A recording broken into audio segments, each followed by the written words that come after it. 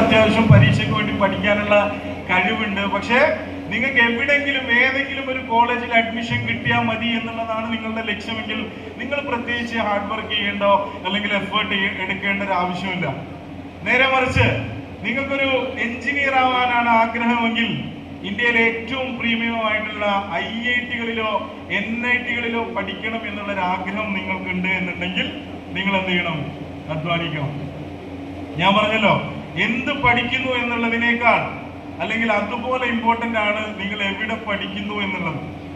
നിങ്ങൾക്കൊരു ഡോക്ടർ ആവാനാണ് ആഗ്രഹമെങ്കിൽ നിങ്ങൾ എന്ത് ചെയ്യണം?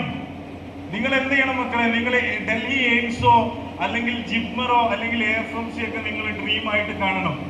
ഏറ്റവും മിനിമം ആയിട്ട് നിങ്ങൾക്ക് കോഴിക്കോട് മെഡിക്കൽ കോളേജിലെങ്കിലും പഠിക്കാനുള്ള അവസരം ഉണ്ടാക്കിയെടുക്കണം എന്ന വിൽ പവർ നിങ്ങൾക്ക് വേണം. മനസ്സിലായോ? അപ്പൊ നമ്മൾ എന്ത് പഠിക്കുന്നു എന്നുള്ളത് പോലെ തന്നെ ഇമ്പോർട്ടൻ്റ് ആണ് നമ്മൾ എവിടെ പഠിക്കുന്നു എന്നുള്ളത്. ഇന്നത്തെ കാലത്ത് എഞ്ചിനീയറും ഡോക്ടറും മാത്രമല്ല ഓപ്ഷൻ എന്നുള്ളത് എനിക്കറിയാം. അപ്പൊ നമ്മൾ എന്താണോ നമ്മുടെ ആപ്റ്റിറ്റ്യൂഡ് എന്ന് റിയലൈസ് ചെയ്യുന്നു, എവിടെ പഠിക്കണം എന്നുള്ളത് നമ്മൾ ഫിക്സ് ചെയ്യുന്നു. അടുത്ത സ്റ്റേജിൽ നമുക്ക് എന്താണ് ചെയ്യാനുള്ളത്? എങ്ങനെ പഠിക്കണം എന്നുള്ളൊരു വലിയ ചോദ്യമാണ് അല്ലേ? ഏകദേശം ഒരു മാസമായി അല്ലേ? ഞാൻ നിങ്ങളോട് ഏതെങ്കിലും ഒരു ഫോർമുല ചോദിച്ചു കഴിഞ്ഞാൽ പലരും ബുദ്ധിമുട്ടും പറയാം. അല്ലെങ്കിൽ ഏതെങ്കിലും ഒരു കോൺസെപ്റ്റ് എക്സ്പ്ലെയിൻ ചെയ്യാൻ പറഞ്ഞു കഴിഞ്ഞാൽ നിങ്ങൾ പല ആളുകളും എന്ത് ചെയ്യും?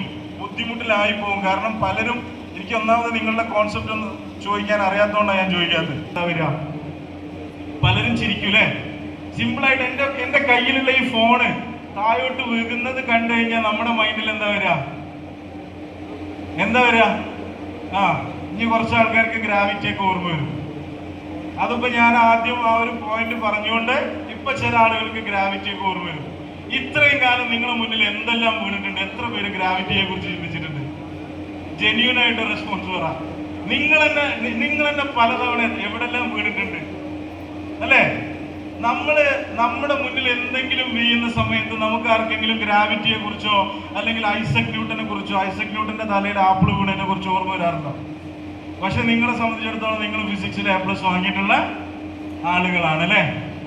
നമുക്ക് പഠിക്കുന്ന ഒന്നിനെ റിയൽ ലൈഫുമായിട്ട് കണക്ട് ചെയ്യാൻ പറ്റുന്നില്ല എന്നുണ്ടെങ്കിൽ നിങ്ങൾ സ്വാഭാവികമായിട്ടും എക്സാമിൽ A+ വാങ്ങും. ആ എക്സാം കഴിഞ്ഞ് കഴിഞ്ഞാൽ വീണ്ടും ആ സാധനം നമ്മൾ മറന്നുപോകും. പല കുട്ടികളും ഇനി കോമ്പറ്റേറ്റീവ് എക്സാമിന്റെ ലോകത്തേക്കാണ് കടക്കാനിരിക്കുന്നത് അല്ലേ? നിങ്ങൾക്ക് എഞ്ചിനീയർ ആവണമെന്നുണ്ടെങ്കിൽ ഞാൻ നേരത്തെ പറഞ്ഞു പോലെ ഏതെങ്കിലും കോളേജിൽ പഠിച്ചാൽ പോരാ. നിങ്ങൾ പ്രീമിയം ഇൻസ്റ്റിറ്റ്യൂട്ടിൽ പഠിക്കണം എന്നുണ്ടെങ്കിൽ നിങ്ങൾ JEE ക്ലിയർ ചെയ്യണം. JEE ക്ലിയർ ചെയ്യണമെന്നുണ്ടെങ്കിൽ നിങ്ങൾ ഒരു വർഷം കഷ്ടപ്പെട്ട് പണിയെടുക്കണം. അല്ലെങ്കിൽ നിങ്ങൾ ഇത്രയും കാലം അതിനു വേണ്ടിയിട്ട് വെൽ എഫിഷ്യൻ്റ് ആയിട്ട് പ്രിപ്പയർ ചെയ്തിരിക്കണം. ഈ സമയത്ത് നിങ്ങൾ എക്സാമിന് വേണ്ടി പഠിച്ച ഫിസിക്സും മാത്സും ആണ് നിങ്ങളെ കയ്യിലെങ്കിൽ നിങ്ങൾ കൂടുതൽ എന്ത് ചെയ്യും? ശരിയല്ലേ? നിങ്ങൾ കൂടുതൽ ബുദ്ധിമുട്ടാകും. അപ്പൊ ഈ മൊമെന്റിലെങ്കിലും നിങ്ങൾ മനസ്സിലാക്കേണ്ട ഒരു കാര്യം, എങ്ങനെ പഠിക്കണം എന്നുള്ളത് വളരെ സിമ്പിളാണ്. ഇപ്പൊ ഞാനൊരു ഉദാഹരണം പറഞ്ഞുതരാം. നിങ്ങൾ ന്യൂട്ടന്റെ പല ലോ ഒക്കെ പഠിച്ചിട്ടുണ്ട് അല്ലേ? നമ്മളൊക്കെ ബസ്സിൽ യാത്ര ചെയ്യുന്ന ആളുകളാണ്. ബസ് ഇങ്ങനെ നിർത്തിയിട്ട് കൊടുത്തുനിന്ന് ബസ് എടുക്കുക കഴിയുമ്പോൾ എന്താ സംഭവിക്കുക? നമ്മൾ ബസ്സിൽ ഇങ്ങനെ നിൽക്കുക. ബസ് ഡ്രൈവർ പെട്ടെന്നാണ് മുന്നോട്ട് എടുത്തു കഴിഞ്ഞാൽ എന്താ സംഭവിക്കുക? ഇനി എല്ലാവർക്കും ന്യൂട്ടനൊക്കെ ഓർമ്മ വരും.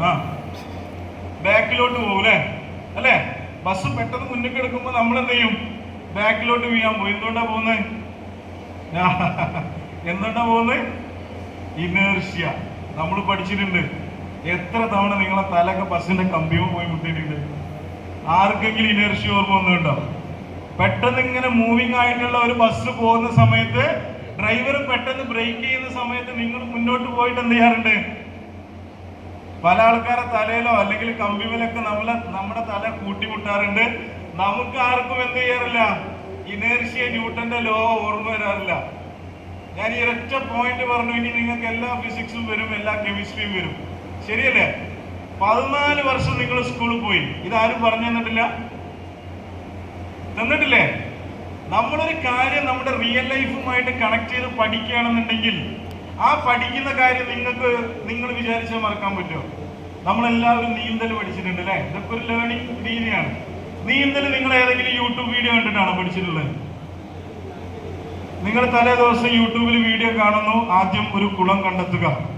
വെള്ളം നിറഞ്ഞ കുളത്തിലേക്ക് എന്ത് ചെയ്യുക? എടുത്ത് ചാടുക. കൈ മുന്നോട്ടും പിന്നോട്ടും വീശുക. നിങ്ങൾ ഈ വീഡിയോ കണ്ട് കുളത്ത് ചാടിക്കുകയാണെങ്കിൽ എന്തായിരിക്കും അവസ്ഥ? എന്തായിരിക്കും അവസ്ഥ? എന്താടാ പറയടാ, എന്തായിരിക്കും? നമ്മൾ നീന്തോ? ഇല്ല. നമുക്ക് ആദ്യം ഈ ഒരു കാര്യം ഒരു റിസ്ക് ഉള്ള ഒരു കാര്യമാണ് അല്ലേ?